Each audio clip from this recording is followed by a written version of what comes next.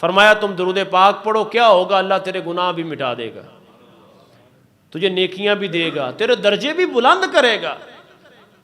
ایک مرتبہ درود پاک پڑھو، فرمایا اللہ 10 درجے بلند کرے گا۔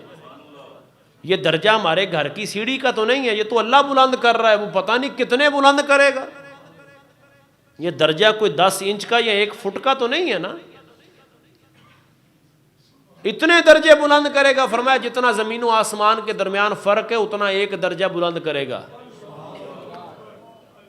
اگر اتنا 1 درجہ ہے تو پھر 10 کتنے ہوں گے؟ تو جس نبی کی ذات پہ درود پڑھنے سے امتی کو ایسے 10 درجے ملتے ہیں، اس نبی کے اپنے درجے کتنے بلند ہوں گے کہ اپنے درجے کتنے بلند ہوں گے۔ اس لیے میری ملت کے نوجوان، بالخصوص ہم پر جتنا بھی کرم ہے یہ حضور کی وجہ سے ہے۔ کبھی تنہائی میں بیٹھ کے سوچئے، دیکھیے نا باقی دن بھی ہیں لیکن جمعے والے دن کو یہ فضیلت کیوں؟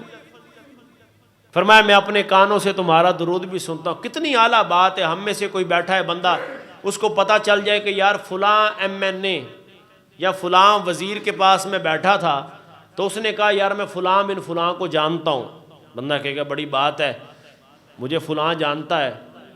ذرا ایک لمحے کے لیے سوچئے نا، جب جمعے والے دن آپ درود و سلام پڑھیں گے، ادھر سے تم درود پاک پڑھو گے، ادھر سے حضور سن رہے ہوں گے، حضور اپنے غلاموں کو کہیں گے اگر یہ مجھے جانتا ہے تو میں بھی تو اسے جانتا ہوں نا، میں بھی تو اسے جانتا ہوں۔ آپ یوں سمجھ لیں کہ آپ جامع مسجد موتی میں بیٹھ کے کہیں گے کہ اے نبی آپ پر سلام ہو، آپ اپنے گھر میں کہیں گے اے نبی آپ پر سلام ہو، نبی گنبد خضرا میں کہے گا اے میرے غلام تجھ پر بھی سلام ہو، تیرے باپ پر بھی سلام ہو، تیری ماں پر بھی سلام ہو، تیری آل اولاد پر بھی سلام ہو۔ تو پھر مجھے بتائیں بگڑے مقدر سنور جائیں گے کہ نہیں سنور جائیں گے؟ یار تیرا تذکرہ وہاں ہو، کبھی اس وقت کو سوچے تو صحیح بندہ کہ یار میرا تذکرہ مجھے ساتھ والا نہیں جانتا تو نہ جانے مجھے آمینہ کا لال تو جانتا ہے، میرا تذکرہ محبوب کی بارگاہ میں ہو رہا ہے، حضور مجھے جانتے۔ یہ ربط سارے قائم ہوتے ہیں درود و سلام کی برکت کی وجہ سے۔ نبی رحمت صلی اللہ تعالی علیہ وسلم نے فرمایا کہ جمعے والے دن جو میری ذات پہ درود و سلام پڑھتا ہے، اللہ تعالیٰ 100 مرتبہ اگر پڑھے گا تو اللہ اس کی 100 حاجتیں پوری فرمائے گا۔ اور فرمایا 30 دنیا کی ہوں گی، 70 آخرت کی ہوں گی۔ آخرت میں سب سے بڑی حاجت یہی ہوگی کہ یا اللہ مجھے بخش دے۔ فرمایا تو درود پڑھتا جا، اللہ تیرا بخشش کا پروانہ بھی عطا فرما دے۔ رسول اللہ نے کیا فرمایا؟ فرمایا جو نماز عصر پڑھے جمعے والے دن اور اپنی جگہ پر بیٹھ کر میری ذات پہ 80 مرتبہ درود و سلام پڑھے، اللہ اس کے 80 سال کے گناہ معاف فرما دیتا، اللہ اس کے 80 سال کے گناہ معاف فرما دیتا۔ نبی رحمت صلی اللہ تعالی وسلم کی ذات پاک، اور پھر حضور نے کیا فرمایا؟ فرمایا جمعے والے دن میری ذات پہ درود و سلام کی کثرت کرو۔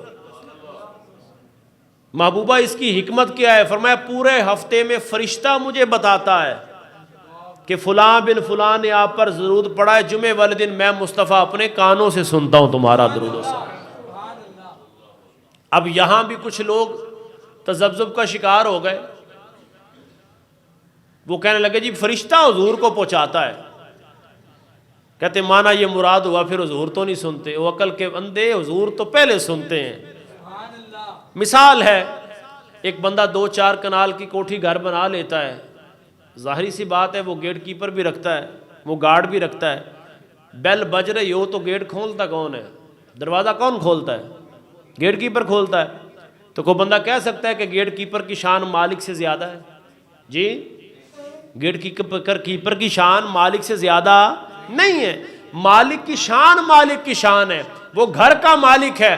فرمایا تم فرشتہ یہ تیرے نام کو بھی جانتا ہے، تیرے باپ کے نام کو بھی جانتا ہے، پھر اس محمد عربی کا مقام اور شان کیا ہوگی کہ جس کے دروازے پہ کھڑے ہونے والا فرشتہ تیرے نام اور مقام کو جانتا ہے، وہ محمد عربی پھر اپنے امتی کے حالات کو کیوں نہیں جانتا؟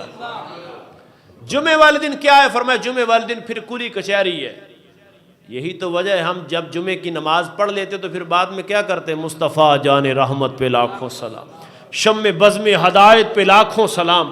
کہاں لکھا ہے حضور کے ساتھ محبت کسی سے پوچھ کر نہیں کرنی ہے، حضور سے جب بھی محبت کرنی ہے بے لوث اور ٹوٹ کے کرنی ہے، اور ایسی محبت کرنی ہے کہ حضور رحمت کائنات خود کہیں یہ دیکھو اویسے کرنی کو کوئی نہیں جانتا، پوری دنیا میں کوئی نہیں جانتا تھا، لیکن مسجد نبی میں رسول اللہ بیٹھ کے اویسے کرنی کا ذکر خیر کیا کرتے تھے۔